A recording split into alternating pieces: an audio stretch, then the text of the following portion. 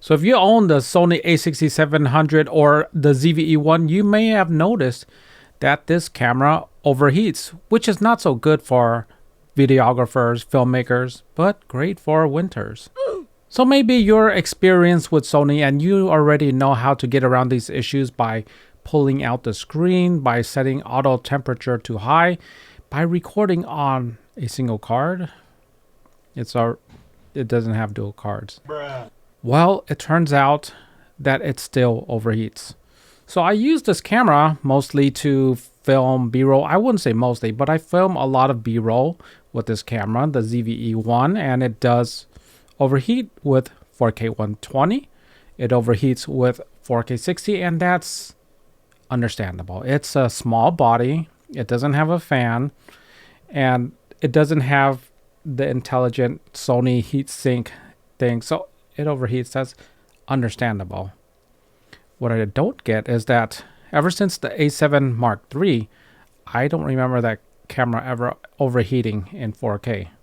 In fact, you have to go way back into history to find cameras that were overheating, like the ARX 100 Mark VII, the A6500, 6400s. Those are kind of old at this point. But this camera, the A6700, maybe the A7C2, that they can overheat with 4K. And so you may think to yourself, maybe if you were going to use 4K 8-bit instead of 10-bit, that you would prevent overheating. And it turns out it still overheats. So maybe you're thinking, I'll use 1080p because it's a long form video. Nobody cares. I'll use 1080p, 10-bit. It overheats. What about 1080p 8-bit? I mean, that is bottom of the barrel settings, right? There's no possible way that this camera in 1080p can overheat.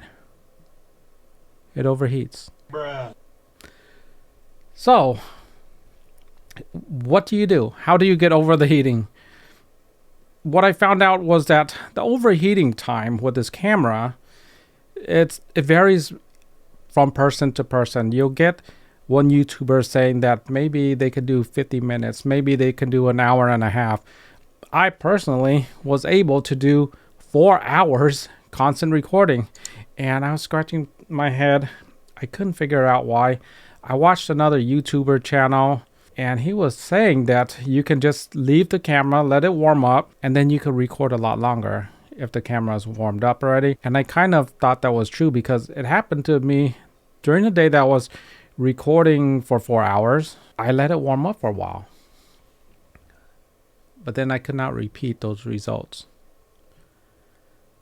So I found out something else. The camera overheats and it's very sensitive to heat itself. I mean, if you're in a warmer temperature, it'll overheat faster, and it changes a lot. See, I was doing the test and it was overheating in the daytime, but at night it was not overheating.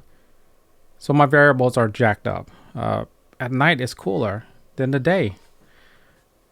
That's how I was able to get 4 hours of constant recording, but that's not really practical, because if you live in a warm country or you live in the cold country, then that's good for you. But if you live in the warm country, it could be never cool. I mean, it could never cool down like any time. So that means that you're going to need a fan. This is the Ulanzi fan that clips on the back of the camera, and this is the only way you're going to get reliable record times. This is the only way. So some basics about this fan. This is the newer model. It has a spring. It doesn't use the suction cups. It has a channel right here that butts into the side of the camera, and it locks into the place where the monitor, the LCD screen, locks into, and then it just stays in place via force and friction. It doesn't fall off. You are good to go with this. It has USB-C for charging. It has a 200 milliamp hour battery. Well, it's 0.74 watt hours. So it's under 1 watt hour. So it could run for about 1 hour on level 1, and level 2 it's less, maybe 50 minutes or something. I don't remember the exact specs, but I'll write it up right here. And my camera, the overheat warning just turned on. So that's because I don't have this on there. And I've been sitting here just relaxing and thinking of what I was going to say on the video. So this is what you need, and let's see it in action. This thing is starting to overheat, and this is the moment I've been waiting for. It's 45 degrees Celsius here. I'm going to turn it on to level 1. Okay, and you can hear it. Hopefully it doesn't turn off the camera. The camera is still heating up. Oh, now it's starting to go down to 46, 45. Is it going to stay cool? I'm not sure. The current temperature in the room is around 75. I've got the heater going. This is around 22 Celsius. Yeah, so the heater's going. The room is warm. That's why it might just overheat. But let's just see. The overheat warning is on. And can it go away? I mean, is this thing good enough to make it disappear? Okay, there we go. This is just level 1. I can turn up the cooling even more. Wait up, did it just disappear? Oh yes, it disappeared. So there you have it. You saw it live on action. The fan is going and it made the overheat warning disappear. Yes, the temperature is down now. It's 42 degrees Celsius. So you can see it in action if you catch it on time. But if it's too hot and you turn on the fan a bit too late, it's still going to overheat. So you can make this thing cool down drastically. I mean, that's just on level 1. So level 1, you can go pretty much forever. If it's extremely hot outside, maybe you'll have to go level 2. I haven't gone as far as testing that, but it is warm in this room. Like I said, it's 75, or the heat is going. It's not ideal conditions. Okay, it overheated and the temperature is 47 degrees Celsius. Remember that number. Okay, we're gonna turn on the fan. Highest level. This is 4K. Oh shoot, it jumped to 50 Celsius.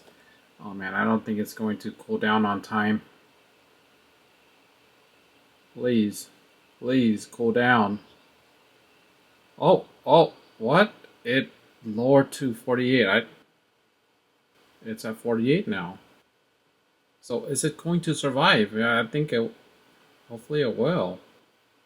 47. Oh, it's dipping.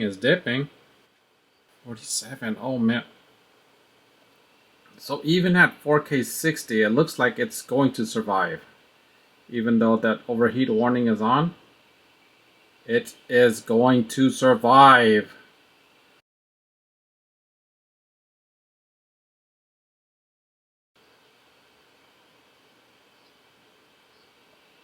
It disappeared. My goodness. So this fan can even prevent 4K 60 from overheating.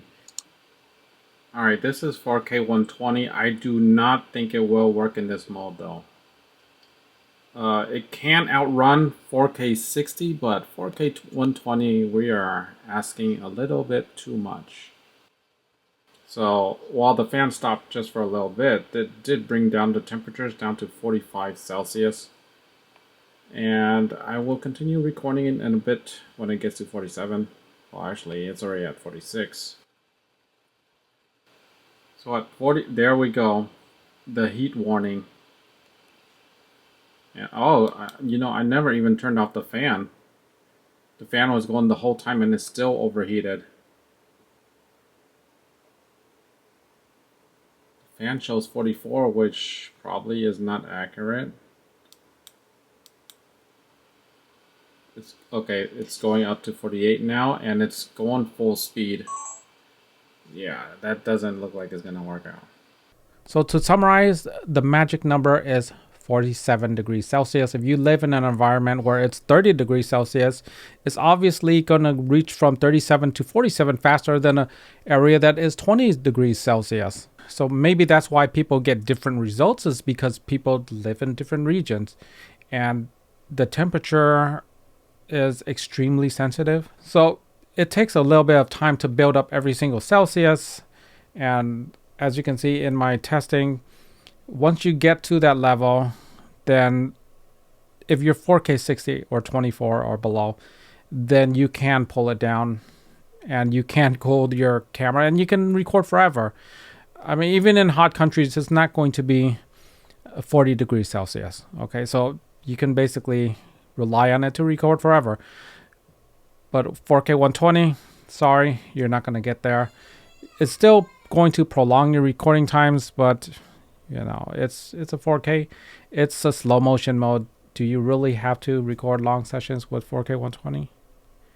Anyhow, that's all I got for this video. Hope you guys enjoyed it. Hope you guys learned something. Thank you so much for watching. Be sure to like, subscribe, share. See you in the next one. Take care.